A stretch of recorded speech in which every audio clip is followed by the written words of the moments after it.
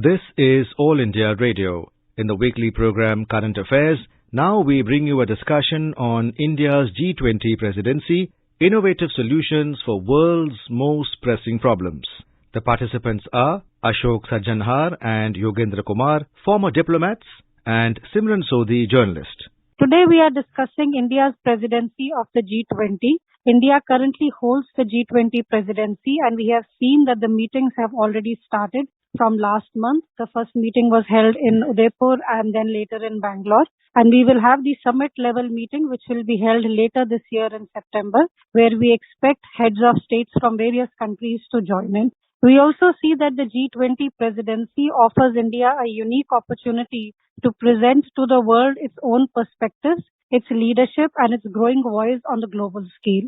Ambassador Sajjanhar, if you were to look at the significance of the G20 presidency coming to India, especially at a time when we see that the world is also beset with a lot of problems, especially if you look at the Ukraine war, if you look at the COVID pandemic, which is not going away anywhere, how do you see this presidency in the backdrop of all this?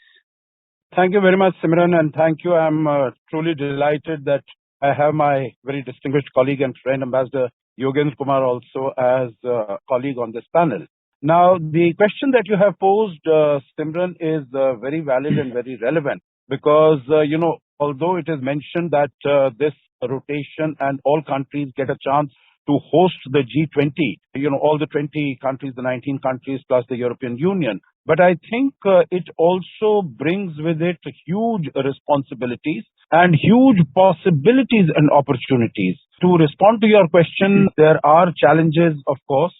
As you mentioned, the Ukraine conflict, that of course, although it's about 10 months or so that have elapsed, but in terms of the impact that the Russia-Ukraine conflict has had on the world, it is huge. It is enormous.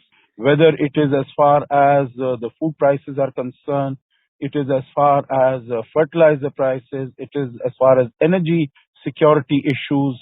So it has led to inflation, it has led to shortages, it has led to supply chain disruption.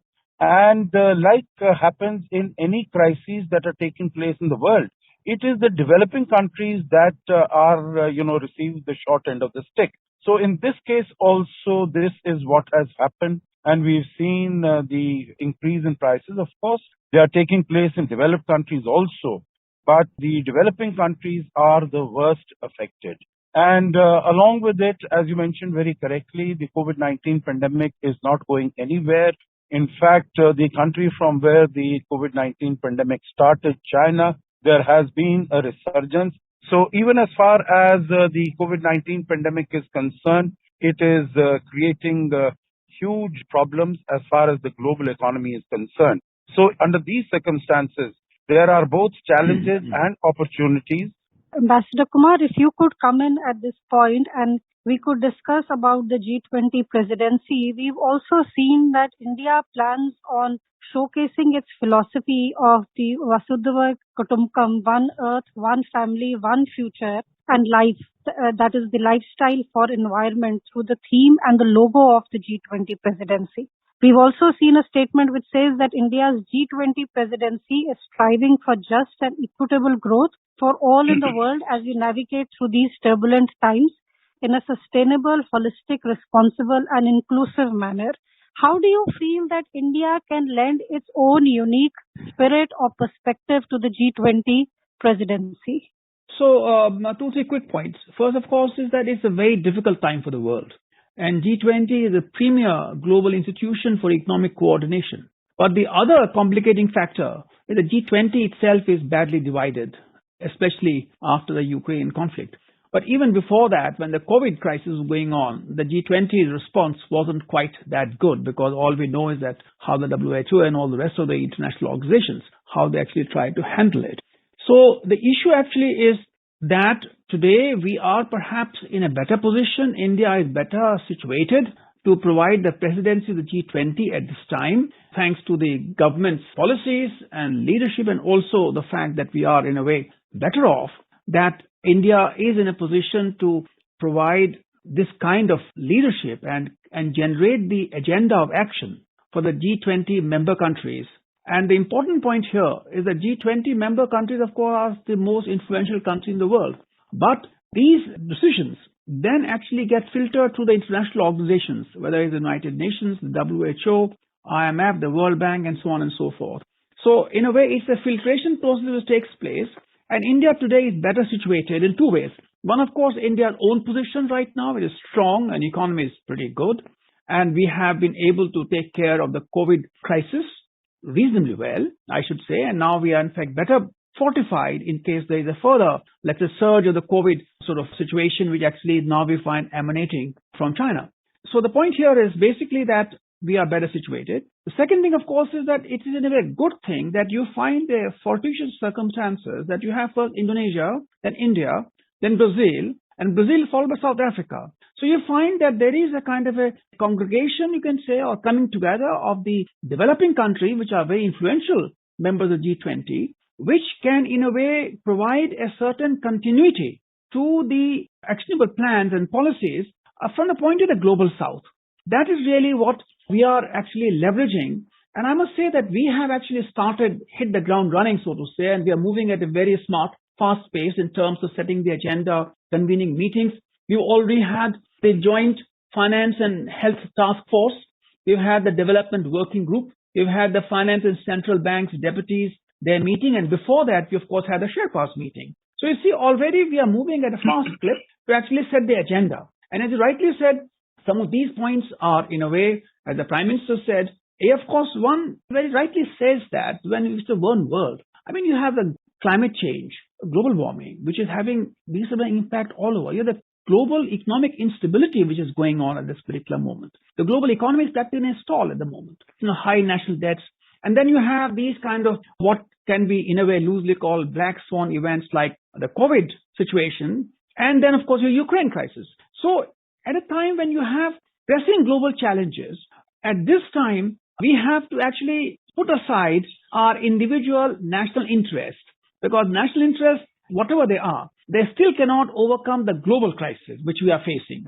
And Ambassador Kumar, here I would like to quote what the Prime Minister also wrote in late November. The Prime Minister wrote about the G20 presidency and how he looks at the vision of India in the G20. And Prime Minister wrote that India's G20 presidency will work to promote this universal sense of oneness. Hence our theme, One Earth, One Family, One Future. The Prime Minister went on to write that this is not just a slogan. It takes into account recent changes in human circumstances, which we have collectively failed to appreciate.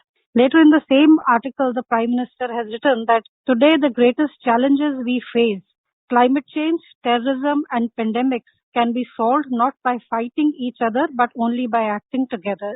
Ambassador Sajjanhar, if you could come in and discuss a little about the Prime Minister himself pointing out the fact that it is climate change, terrorism, and pandemics which the world needs to confront, and that also in a united fashion and not by fighting against one another. Absolutely. This is, I think, what the Prime Minister has said. When we speak about health, when we speak about pandemics, you would recall that when the COVID-19 pandemic came upon us, India was the first country which had a plurilateral meeting of all SAARC nations on the 15th of March.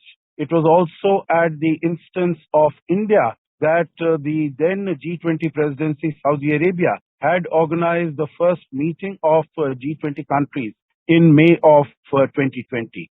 So India has been giving this slogan of One Earth, One Health. That is, the whole world needs to come together if we have to deal with the pandemics like COVID-19 or any other type of pandemics.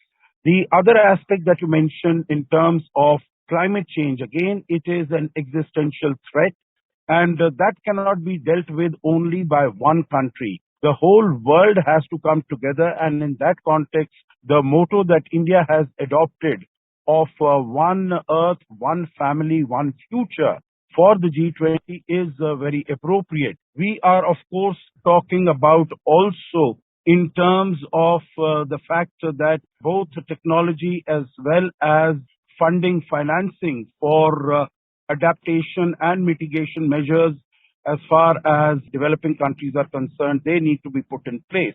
In addition to that, what you said right at the beginning, Simran, is also about life, that is lifestyle for environment. And that is very important. That is a call that was given by the Honorable Prime Minister at COP26 in Glasgow. And it really speaks about changing lifestyle of people. And this is also reflected in one of the Sustainable Development Goals on which India has been focusing. The last aspect that you mentioned, Simran, is of terrorism. And there also, India has been at the receiving end of terrorist actions from across our border.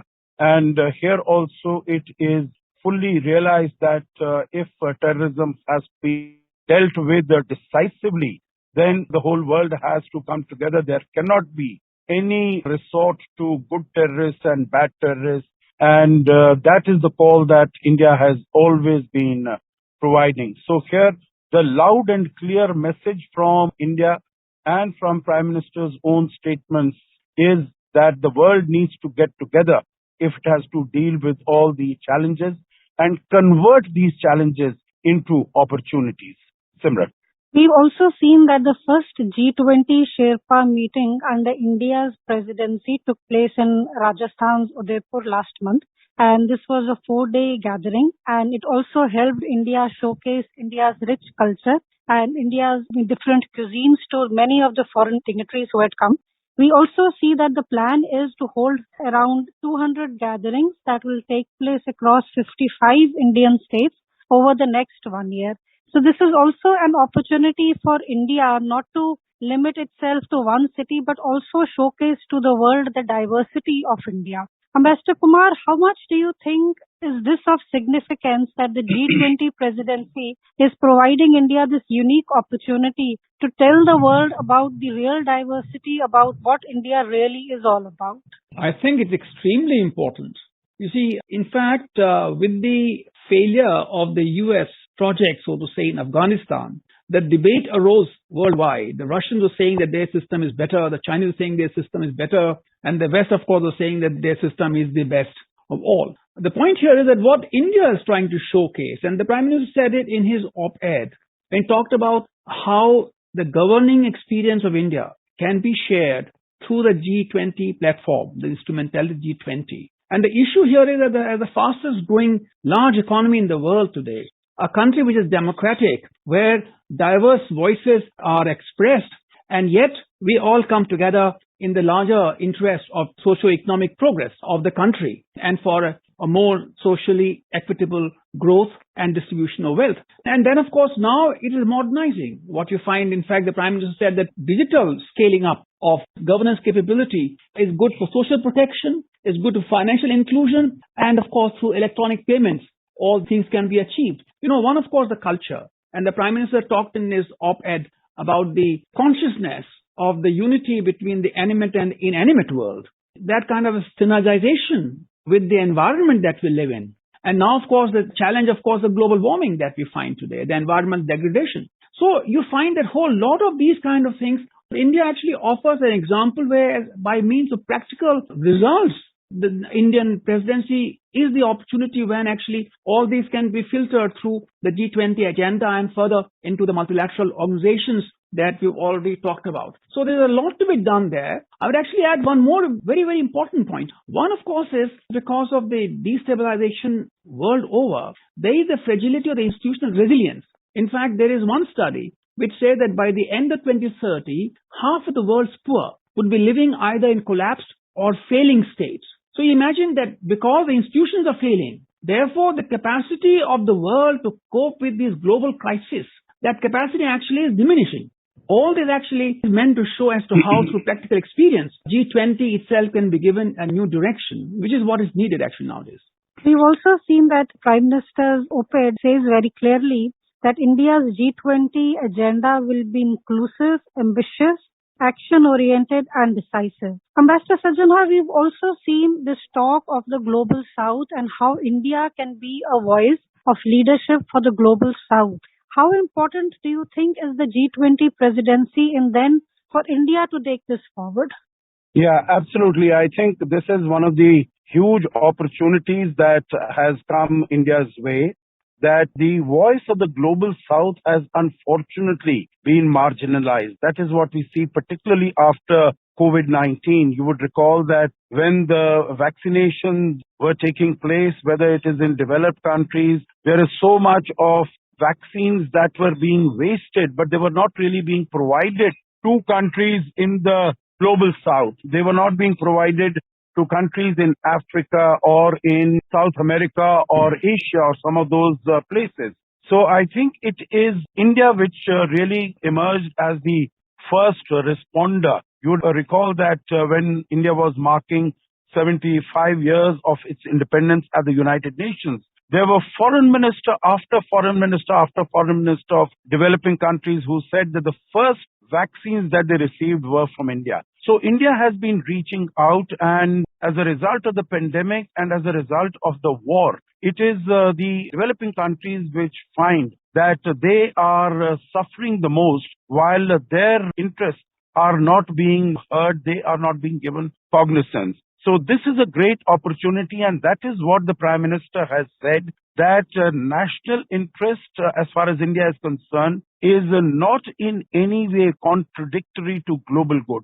For us, national interest and global good go together. And that is why the theme of Vasudhaiva Kutumbakam, that the whole world is one family. And I think it is in this context only, Simran, that most of the 9 countries that India has invited, most of them are from the global south. So that we want to provide a platform to the global south, to the developing countries, so that they are also a part of the final solution. And the last point I would like to mention here is that we need to recognize, and India understands that very well, that no final solution to all these challenges will be sustainable unless the global south is also a very integral and a very important part of that solution. Because we need to recognize there are 200 countries in the world. G20 represents only 20 countries. It might represent 85% of world trade, 75% of world GDPs, etc. But still there are 180 countries outside its ambit. So their voice also needs to be included in whatever the final resolution of these challenges of inflation, debt, shortages of food, fuel, energy, fertilizer is concerned. And in that context, I think India is playing a very important and a very unique role. Mr. Sajjanhar, as you rightly pointed out, that the G20 members currently account for more than 80% of the world's GDP, 75% of the global trade, and 60% of the Earth's population today. Mr. Kumar, we also see that the G20 Summit this year will be held in the backdrop of tensions in the world between the European Union, the US and Russia, because we also see that the Ukraine conflict will complete 1 year in February this year. Do you feel that the shadow of the Ukraine conflict also somewhere gets in the way when world leaders want to sit down and discuss solutions?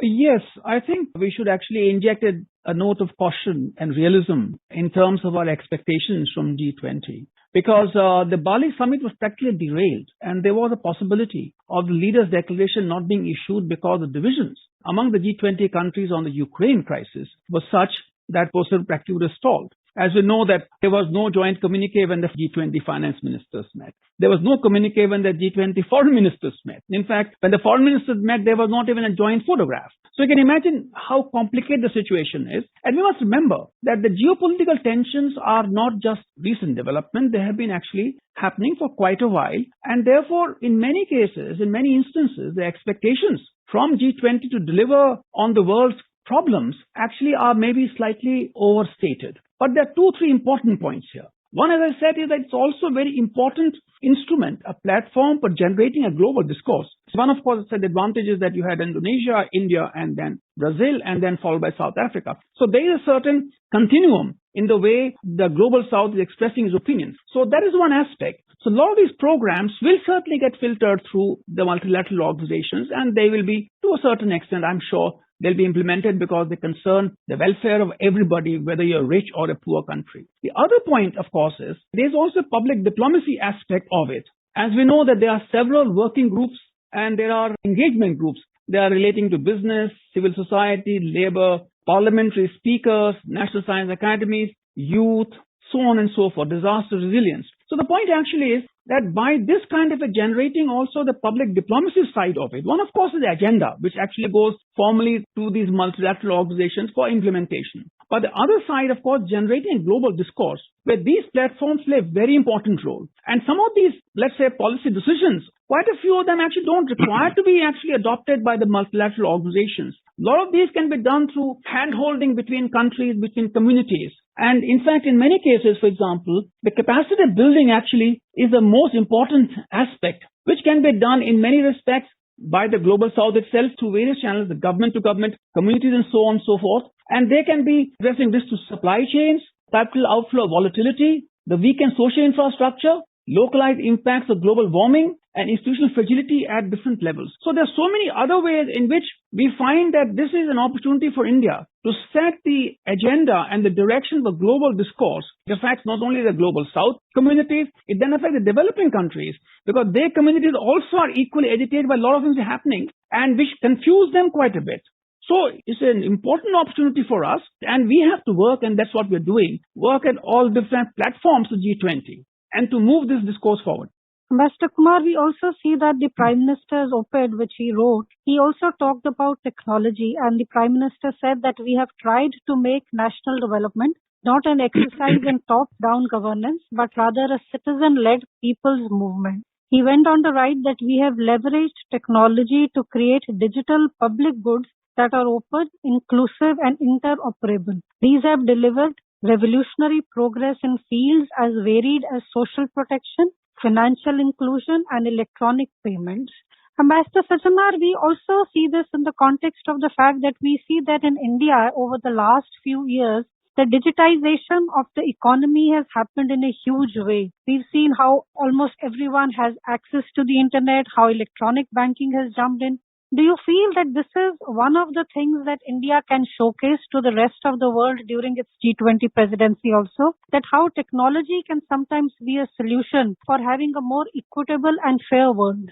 Absolutely, Simran. I think this is one of the big contributions that India can make both to the discussions in G20 and also serve as a role model, because, this is one of the ways in which India has been able to turn the challenge of COVID-19 into an opportunity, because about 40% of the digital transactions, financial transactions that are taking place in the world are being taken in India. So I think this is something that the whole world can learn from. And as the article also said, that we really need to make the technology work for common people. So while globalization has been getting a backlash from people around the world, we really need to focus and concentrate on human-centric development so that the benefits of growth can percolate down to the ordinary people. Only then will we be able to ensure that the development and growth in countries is sustainable. It should not result in an increase in the inequity, increase in disparity within countries and between countries. And I think that is what can be done through appropriate use of technology, particularly digital technology, as India has been able to do. Simran. We also see that last year at the G20 Summit in Bali, Prime Minister Modi said that India is taking charge of the G20 at a time when the world is simultaneously grappling with geopolitical tensions, economic slowdown, rising food and energy prices, and the long-term ill effects of the pandemic.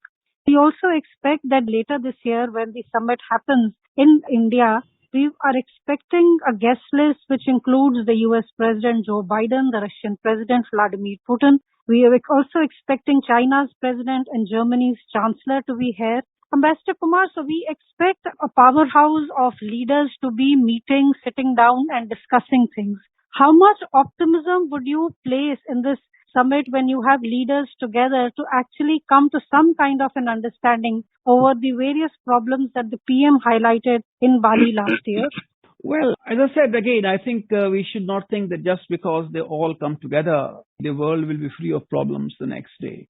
But I think it's most important in international diplomacy is that when the two leaders are there, the fact that they're talking to each other, that itself provides a certain sense to one leader about the other leader as to what that leader is like, what the leader's concerns are, and therefore generate a certain degree of mutual understanding. And the fact of mutual understanding also is very important in somewhat tapering the tension, because when you understand, let's say, your adversary, how the adversary's mind works and what the adversary is thinking, for example, then there is always a possibility of some kind of a meeting ground where you can say, okay, it is better no enemy, so to say, so that you can actually, in a way, try and reach out in some way and try to manage the situation. That is, I think, the most important deliverable of the summit. I would say that it doesn't necessarily mean that the tensions will disappear the next day. The point, of course, is that most leaders thinking about their own countries and their own national interests, and particularly at a time when the economic uncertainty is growing, when a whole lot of other challenges arise,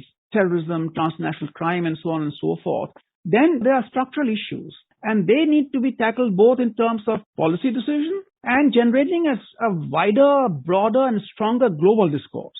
So that kind of a thing also puts certain pressure on the leaders to junk their narrow national interest. And in fact, that's what the Prime Minister said, very interesting, is that unless we develop sense of trusteeship over the resources and not sense of ownership leads to conflict. Sense of trusteeship leads to cooperation. So, the entire process is rolling on now. I think you can expect that it will certainly have a good impact, and certainly it will lead to the fact that India would be able to embed and imprint its thought agenda on the global discourse and the global policy-making process. Ambassador Sajjanhar, if you were to wrap up your thoughts on the G20 presidency and briefly how India should look forward, what is it that you would want to see highlighted as we go through this year under the G20 presidency? The first point I'd like to make here is that, of course, the world is facing huge challenges. The turmoil, the turbulence, the uncertainty that we have been speaking about, and also in terms of the implications, whether it is in terms of food shortages, inflation, debt, fertilizer shortages, and some of the other issues that have been with us for quite some time. For instance, the climate change, terrorism, and so on and so forth.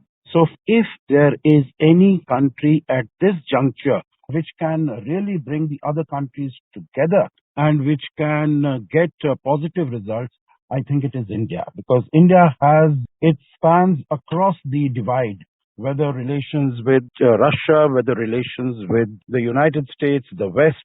So I think India has the greatest possibility. In addition, I think all the challenges that confront the global community, India is focusing on that, whether it is through our Sherpa meetings, whether it is through our development debate, or in the finance group meeting. The challenge to multilateralism, the fact that multilateralism has not been able to yield the desired results, whether in the case of COVID-19 pandemic, WHO was found wanting. In the case of Russia-Ukraine conflict, UN Security Council has been found wanting. So how to strengthen multilateralism? In fact, G20 is emerging as an alternative to the United Nations, because the United Nations refuses to transform itself, to modify itself from what it was established 75 years ago. So Ambassador Kumar, if you could just briefly tell us what is your expectation as we see this year under India's presidency of the G20, what would be your one big expectation from this? Well, I think I have already said what I wanted to say, but I want to add just one more point. I think what is happening now, if you look at, let's say today, the 6th January 2023, is that, all the problems that we are talking about, where, let us say, whether it's Ukraine and whether it's COVID, in two instances, which actually have raised so much of geopolitical tension at the moment, they are reaching a stalemate. So the point is that in a situation of stalemate, when we are actually having a more proactive diplomacy, whether it's public diplomacy level or whether it is between the governments or between the national leaders, so that actually is the right moment when you can actually push things in a more stable direction. So I think that is something that we can think about. Yeah, Ambassador Kumar, with these comments, we bring today's discussion to an end, and I would like to thank both Ambassador Sajjanhar and Ambassador Kumar for the very insightful discussion we've had. Thank you. You are listening to a discussion on India's G20 presidency, innovative solutions for world's most pressing problems. The participants were Ashok, Sajjanhar and Yogendra Kumar, former diplomats, and Simran Sodhi, journalist. This program was produced and presented by the News Services Division of All India Radio.